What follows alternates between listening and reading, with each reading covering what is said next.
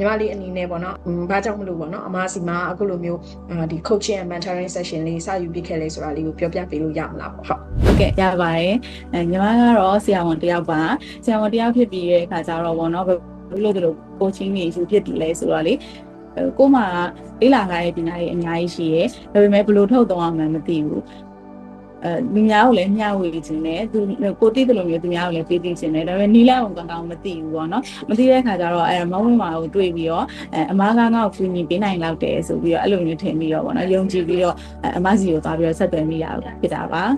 ဟုတ်ကဲ့ညီမလေးကျေးဇူးတင်ပါတယ်အဲ့တော့အခုညီမနဲ့အမနဲ့ဆိုရင်ဒါအမတို့ရဲ့ဒီ program ပေါ့နော် program ကာလမပြည့်သေးဘူးအခုဆိုရင်ဒါအမတို့2လစွန်းစွန်းပေါ့နော်2လစွန်းစွန်းတော့ရောက်လာခဲ့ပြီပေါ့ဒီအချိန်မှာရောညီမအနေနဲ့ဒါအမစီကိုလာစပြီးလာတဲ့အချိန်တုန်းကပေါ့နော်ငါတော့ဘာလေးတော့ဖြစ်ချင်တယ်ဘယ်လိုလေးတော့ဖြစ်ချင်တယ်ပေါ့နော်ဒီလိုအချင်းရာလေးနဲ့လာခဲ့မယ်အဲ့တော့အခုညီမတကယ်ကြီးအမရဲ့ program ပြီးသွားတဲ့အခါမှာညီမသွားချင်တဲ့ roadmap တစ်ခုရဲ့လမ်းကြောင်းပေါ်ပေါ့နော်အဲ့ကိုရောက်ဖို့အတွက်လမ်းကြောင်းပေါ်မှာရှိနေရဲ့လားညီမအနေနဲ့ရော result တွေဆိုလို့ရှိရင်ရောကိုပေါ့နော်ဒါအမနဲ့ join လိုက်ရတဲ့အတွက်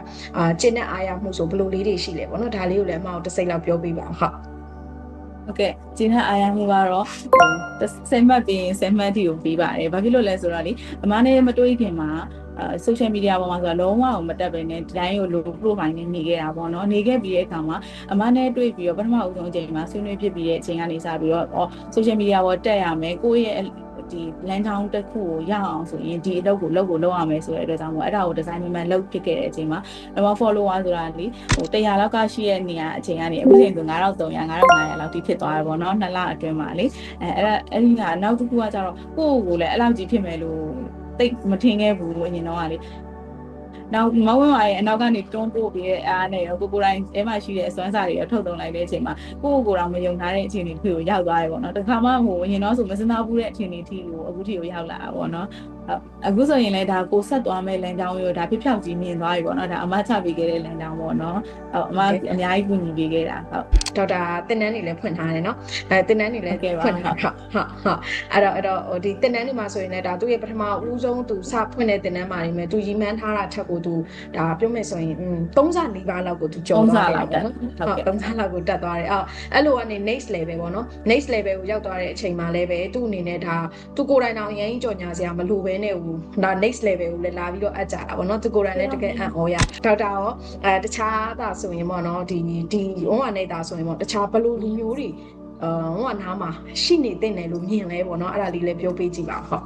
ကိုယ့်ရဲ့စီးပွားရေးလည်းမဟုတ်ပဲနဲ့လေတခြားလူတွေကကူညီပေးခြင်းနဲ့အများအတွက်ကိုကူညီပေးခြင်းတဲ့လူတွေအတွက်ဆိုရင်မဝန်းဝါနားမှာ